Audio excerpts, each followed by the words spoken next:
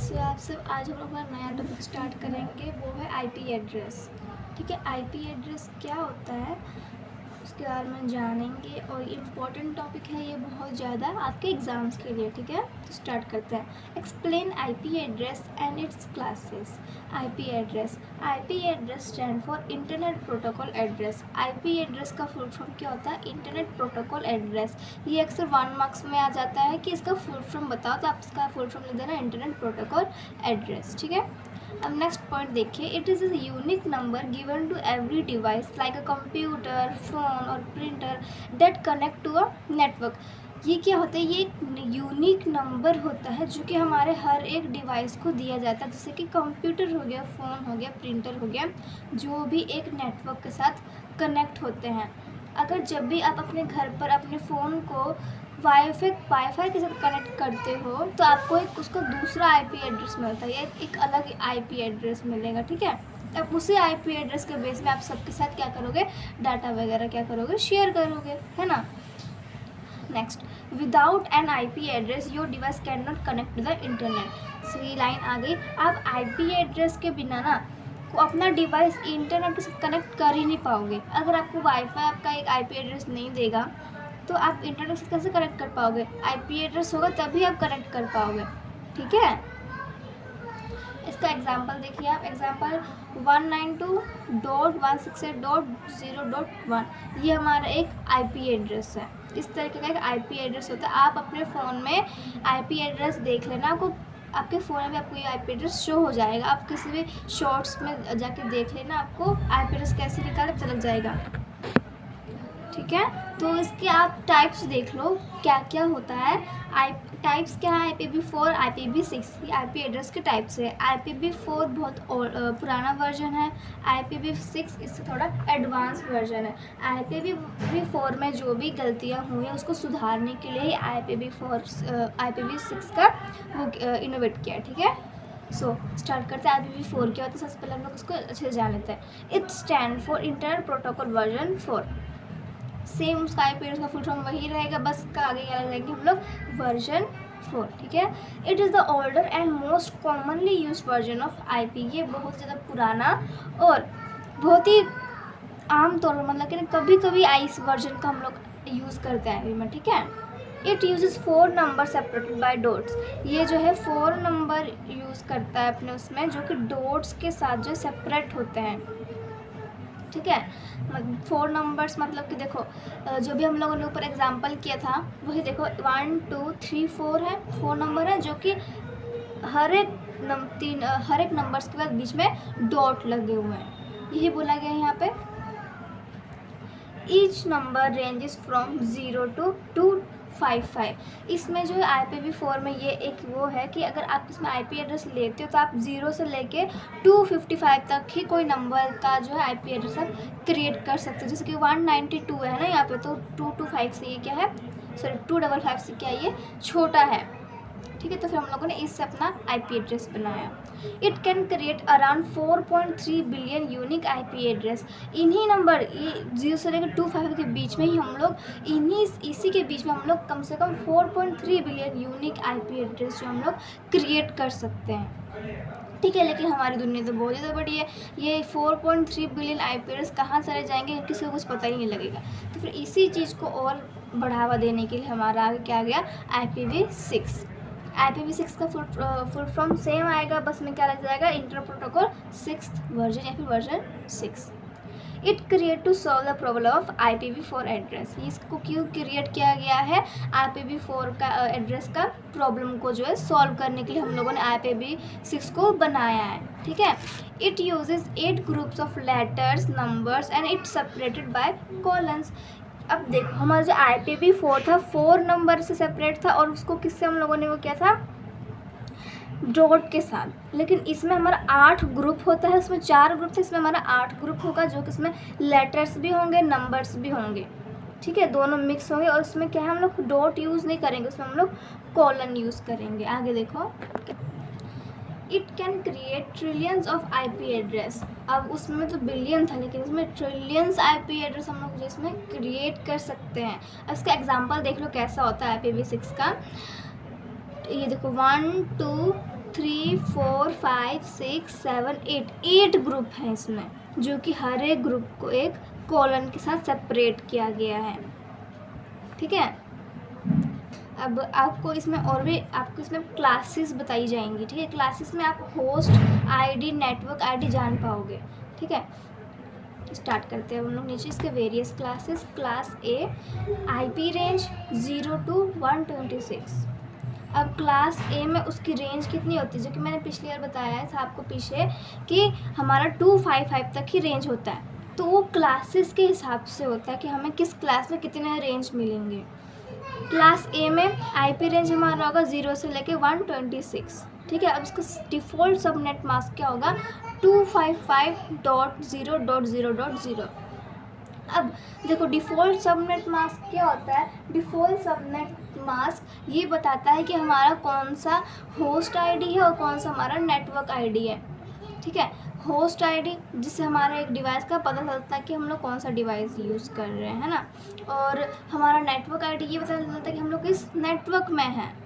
ठीक है, और ये जो हम लोग क्लास ए किस लिए यूज़ करते हैं, हम लोग एक लार्ज नेटवर्क के लिए यूज़ करते हैं। हम लोग किसी लार्ज एरिया में हम लोग को कुछ करना है तो हम लोग इसके लिए क्लास ए आईपी एड्रेस का यूज़ करेंगे। ठीक है, अब क्लास बी देखो, क्लास बी का रेंज क्या होगा, 128 से लेके 191। अब आप बोलोगे कि 126 पे तो यहाँ पे ख़त्म हो गया, फिर हम लोगों ने 128 क्यों लिया, 127 क्यों नहीं लिया। तो उसका ये है कि 127 को एक कॉमन निकाला गया है क्योंकि ये हमारे हर एक डिवाइस में होता है ताकि हम अपने डिवाइस को चेक कर सकें। ठीक है, ये हम लोग आईपी एड्रेस के लिए यूज़ नहीं कर सकते। ठीक है, तो इसका डिफ़ॉल्ट सबनेटिंग मास्क क्या है, 255.255.0.0। अब आप ये देखना कि 255 इसमें एक ही था, लेकिन हम लोग इसमें दो क्यों ले लिया, है ना। क्योंकि ये हमारा इसमें एक नेटवर्क मास्क होगा, क्योंकि एक ही अगर हमारे पास एक नेटवर्क होगा तो बाकी जो जितने बचेंगे वो हमारे किस लिए काम आएंगे, होस्ट आईडी के। जितने हमारे होस्ट आईडी बचेंगे उतना ही हम लोगों को क्या मिलेगा, उस नेटवर्क में ज्वाइन होने के लिए हमें मौका मिलेगा, है ना, हमें उतना ही प्रॉफिट होगा।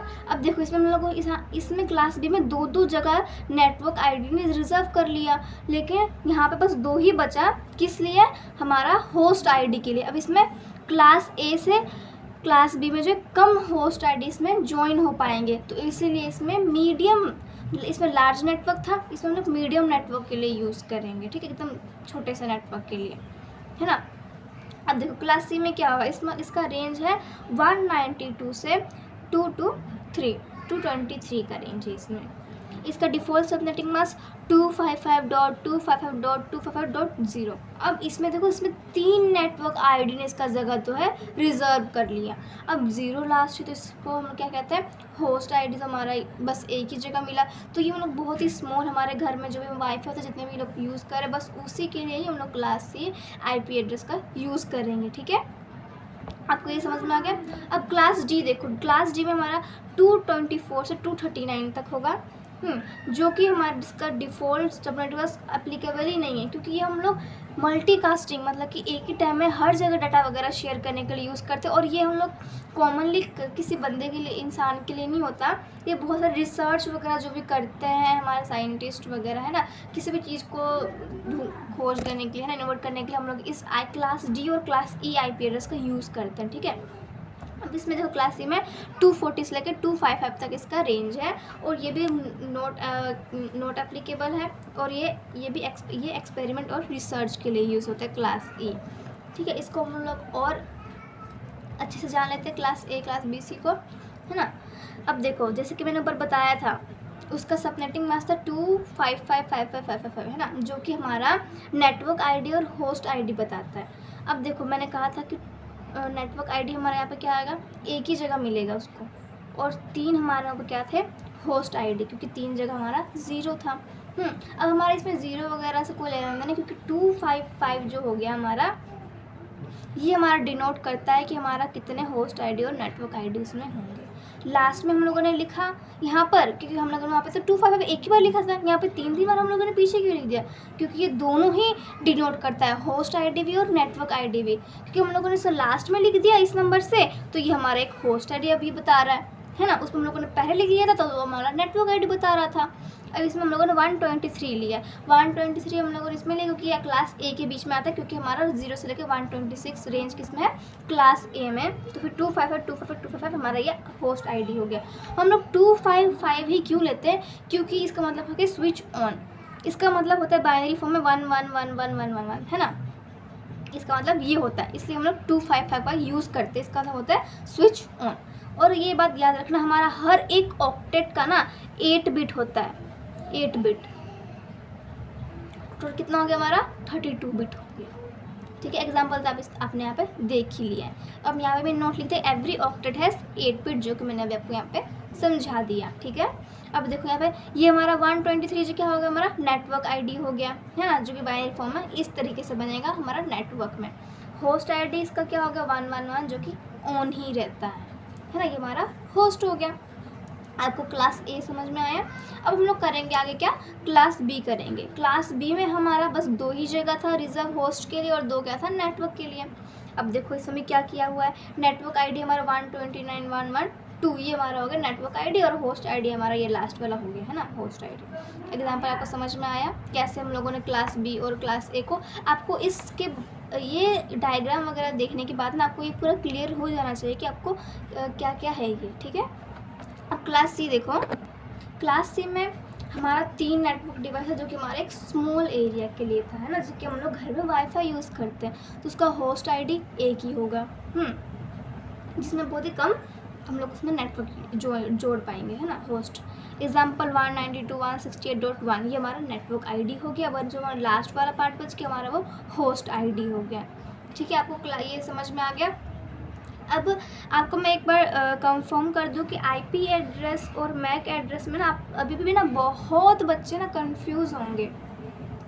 आईपी एड्रेस जैसे कि आप मान लो आपका जो है नाम हो गया आईपी एड्रेस, नहीं सॉरी, आपका जो सीट हो गया, आप क्लास में हो, एक आपका सीट क्या हो गया, आपका सीट एक आईपी एड्रेस हो गया, और आपको जो नाम जो हो गया वो हमारा एक मैक एड्रेस हो गया, जो कि आपको आपके बर्थ सर्टिफिकेट में लिखा होता है कि आपका ये नाम ही रहेगा। आप उसी नाम को लेकर आप अपने सारे क्लासेस जो अटेंड करेंगे, हर एक सर्टिफिकेट में आपका वही नाम रहेगा। ठीक है, आईपी एड्रेस जिसके आपका क्लास का सीट, आप जैसे अपना सीट चेंज करोगे आपका सीट भी चेंज हो जाएगा, है ना, वैसे जैसे ही आप अपना वाईफाई चेंज करोगे ना आपका आईपी एड्रेस भी चेंज हो जाएगा। मैक एड्रेस आपके डिवाइस में पहले से ही, जो भी कंपनी इसको बनाती है वो पहले से आपके डिवाइस में जो है फिट कर देती है। ठीक है, वो एक एनआईसी के अंदर होता है, जो कि मैंने उसमें वीडियो बनाया है, आप जाके चेक कर लेना। ठीक है, आपको समझ में नहीं आया तो वो एक एनआईसी के अंदर होता है मैक एड्रेस, जो कि हम लोग एक स्मॉल एरिया के लिए यूज़ करते हैं। ये लार्ज एरिया के लिए मैक एड्रेस नहीं बना है। ठीक है, इसलिए हम लोग आईपी एड्रेस का यूज़ करते हैं।